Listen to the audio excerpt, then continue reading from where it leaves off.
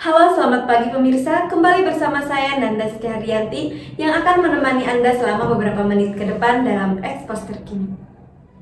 Pemirsa, dunia ranah hukum dan politik tanah air terkait disahkannya rancangan Kitab Undang-Undang Hukum Pidana atau RKUHP menjadi undang-undang dalam rapat paripurna yang berlangsung di gedung DPR RI kini berujung polemik.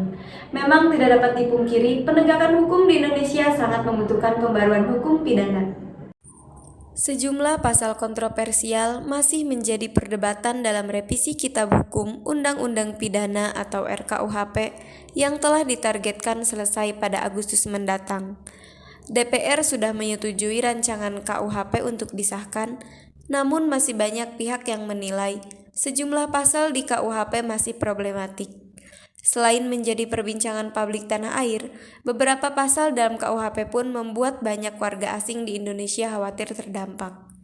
Penolakan terhadap RKUHP bukan baru terjadi belakangan ini, namun sejak 2019, gelombang demonstrasi menolak RKUHP sudah terjadi di berbagai daerah.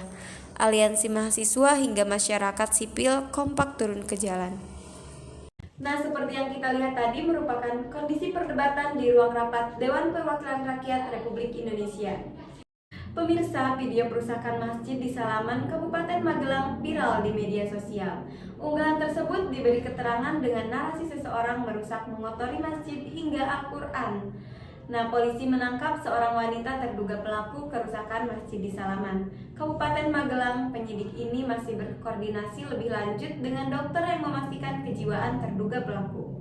Peristiwa dalam video itu terjadi di Masjid Al-Mahfuz, Dusun Kerandan, Desa Kebonrejo, Kecamatan Salaman, Kabupaten Magelang. Berikut cuplikan video tersebut. Seorang perempuan berinisial F, warga Pucung Sari, Desa Kecamatan Kajoran, Kabupaten Magelang ditetapkan tersangka dalam perkara perusakan dan penistaan agama. Peristiwa terjadi di Masjid Al-Mahfuz di Kerandan, Kebonrejo, Salaman.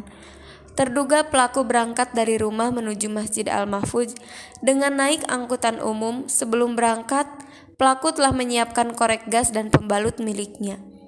Sesampai di Masjid Al-Mahfuz dan melakukan perusakan, pelaku juga membakar tirai pembatas di dalam Masjid Al-Mahfuz. Setelah itu pelaku kembali ke rumah dengan membawa 2 Al-Quran yang diambil dari Masjid Al-Mahfuz. Kemudian pada tanggal 12 Desember 2022, sekitar pukul 7 waktu Indonesia bagian Barat, pelaku kembali ke Masjid Al-Mahfuz. Sebelum pergi, pelaku sudah menyiapkan pembalut. Nah, sesampai di Masjid Al-Mahfuz, terduga pelaku mencoba masuk kembali ke dalam masjid, namun ternyata dikunci semua. Pada saat itu hanya berada di dalam teras masjid. Perbuatan terduga pelaku melanggar pasal 156 KUHP dengan ancaman hukuman penjara 4 tahun atau pasal 406 KUHP dengan ancaman hukuman penjara selama-lamanya 2 tahun 2 bulan. Nah, seperti yang kita lihat tadi merupakan cuplikan video yang beredar di media sosial. Dan teman-teman, berita tadi merupakan penutup berita hari ini. Ikuti pembaruan selanjutnya di Ekspos Terkini. Saya Nanda Siti Hardianti, selamat siang dan sampai jumpa. Salam Wanglay TV.